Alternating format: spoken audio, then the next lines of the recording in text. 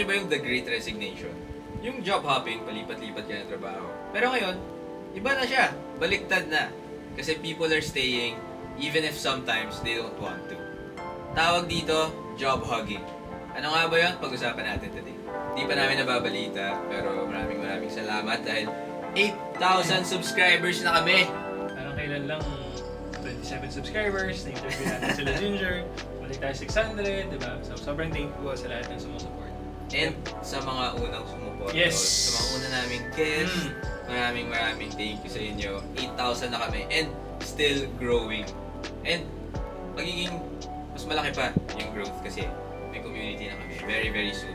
Abangan ninyo. Pero today, pag-usapan natin job hopping versus job hugging. Ang ganda nun. Sobrang na... Oo nga, last week ka pa nagsasabi Oo, na. sabi ko sa'yo, yung ang topic ganda nito natin pa, today." ang ganda ng job hugging, ang galing. Okay, pero well, yun nga, baliktad na. Hindi na siya job hopping ngayon, job hugging na. So, yun yung pagsistay sa trabaho. So, i-share ko muna yung mga numbers dito sa trend na to. No? So, sabi sa The Guardian, 70% daw ng employees plan to stay in their current jobs. 70%? 70%. Pero dito, for context lang, these are people in the US. Kasi The Guardian, of course, based in the US. Pero 70% of employees sa US, they plan to stay sa current job nila.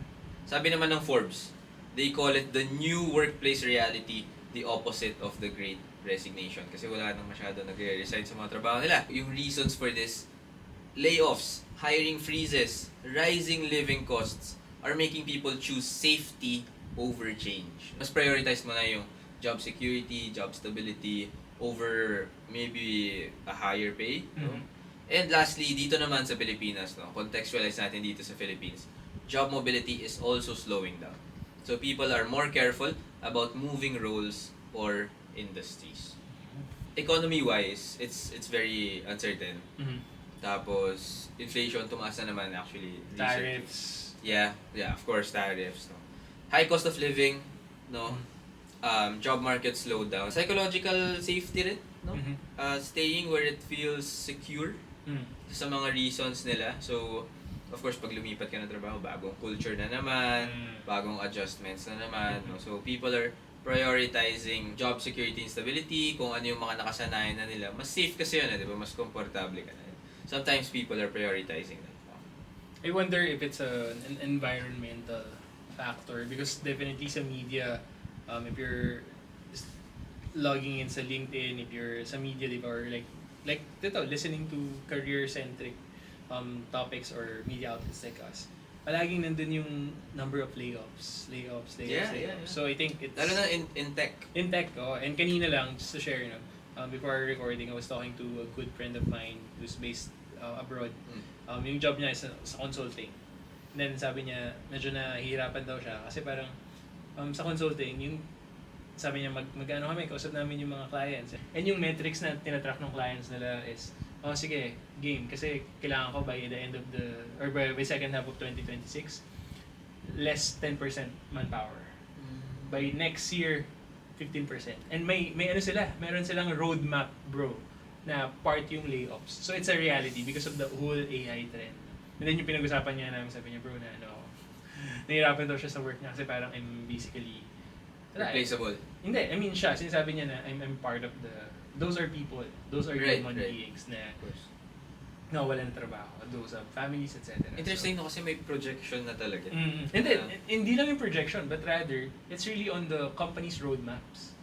They really plan to eliminate jobs, headcounts, because of the rise of AI efficiency. Tapos, ganda nga nung pag-usapan namin, sabi namin, baka it's going to be a great cycle naman na may mga companies that would choose na, hindi, alam ko AI would bring efficiency, pero alam ko din na may mga trabaho yung mga workforce namin and I want to support the workforce. Tapos sabi ko, baka ang mangyaring effect nun would be, mas support ng mga tao yung mga companies na nagsusupport ng mga jobs. So parang pumunta sila doon and then may mga basta sabi ko, cycle naman ulit. Pero nag-end up kami na, I don't know, medyo stark yung usapan namin ganyan. Sabi ko nga sa kanya, dude, thank you for starting my Saturday on a thank you for the wettest blanket. Medyo frightening. Very stark. But again, reality. Correct. Yeah. And doon pa rin papasok yung yung pagiging relevant mo sa company, no? Na even if magstay ka, it doesn't mean na you're secure, right? And of course, we said earlier na people are prioritizing job security and stability, no? Pero di ba talaga masabi, now that I've heard na they're really planning to eliminate, employees in the future, it's very, very important now to upskill. You know what, dito sa research na to, people are job hogging, and with that, companies benefit from, of course, lower turnover. Pero yung risk doon is disengaged teams naman.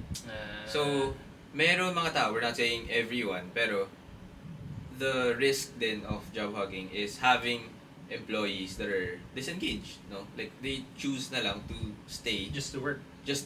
rather than moving to another company just because of risk din sa kanila na baka hindi sila makuha.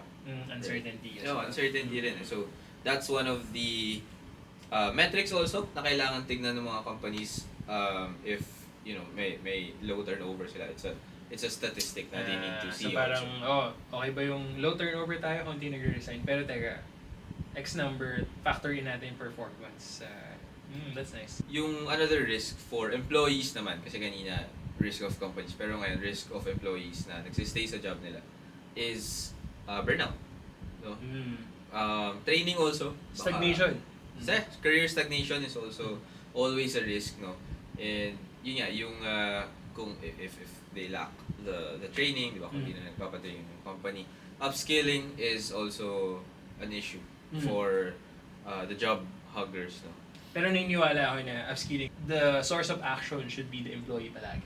And if you're someone looking to upskill, and particularly if you're someone na gusto kong mag-try ng tech, gusto kong matry yung remote work, gusto kong matry yung flexibilities, and be in this industry na sobrang fast-paced and sobrang tuloy-tuloy yung paglago, why not try certificate courses? And kung mag-upskill ka na lang din naman, try to learn from the best, like yung mga courses from Meta, from Google, from IBM, yung mga industry experts sa technology lang naman. And our good friends from MMDC started offering certificate courses na rin.